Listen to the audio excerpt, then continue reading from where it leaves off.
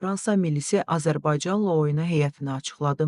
Bakıya gəlir. Fransa yığmasının 2026-cı il Dünya Çempionatının seçmə mərhələsində Ukrayna və Azərbaycan millilərinə qarşı keçirəcəyi oyunlar üçün heyəti rəsmi olaraq açıqlanıb.